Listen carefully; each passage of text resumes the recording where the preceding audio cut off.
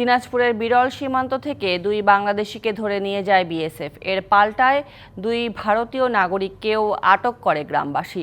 পরে বিজিবি ও বিএসএফ এর পতাকা বৈঠকের পর 9.5 ঘন্টা পর দুই দেশের নাগরিকদের হস্তান্তর করা হয়। এদিকে ঝিনাইদহের মহেশপুরে বৃহস্পতিবার রাতে জমিতে কাজ করতে গিয়ে বিএসএফ এর গুলিতে আহত হয়েছে এক কৃষক। শুক্রবার সকালে ধর্মপুর ইউনিয়নের ধর্মজৈনে সীমানা পিলারের কাছে ধান কাটতে যান মাসুদ ও এনামুল নামের দুই বাংলাদেশি। সীমানা পার না হলেও দুপুরের দিকে বিএসএফের একটি দল বাংলাদেশে অনুপ্রবেশ করে তাদের আটক করে নিয়ে যায়। ধান কাটার পর ধান মারতে ছিল, ধান মারার সময় বিএসএফ এসে আমাদের ছেলেগুলোকে দুজনকে ধরছে, বাকি গালা পালা গেছে। আমরা খুব আতঙ্কে আছি। আমরা চাচ্ছি যে এটা সুষ্ঠু সমাধান, কারণ আমরা বর্ডারে থাকি।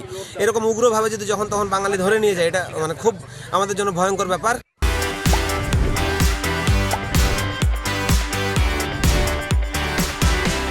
এ খবর ছড়িয়ে পড়লে উত্তেজিত হয়ে ওঠে স্থানীয়রা।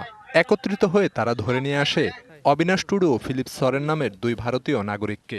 পরে তাদের বিজিবির কাছে হস্তান্তর করা হয়। এরা ওই মানুষের জমিতে ধান কাটতে গেছে, যাওয়ার পরে ওরা এই যে নোনার মধ্যে ধানটা ছিল, এটা হচ্ছে পানি, উঁচাতে উঠে ধানটা মারতে গেছে।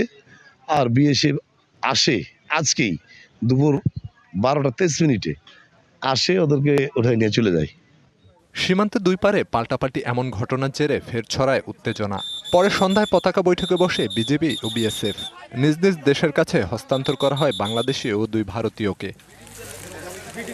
এদিকে ঝিনাইদহের মহেশপুর সীমান্তে বিএসএফের গুলিতে রিয়াদ নামে এক কৃষক আহত হয়েছে। বৃহস্পতিবার রাতে ফসলের ক্ষেতে বৃষ্টির পানি নিষ্কাশনের জন্য গেলে তার উপর গুলি চালায় বিএসএফ সদস্যরা।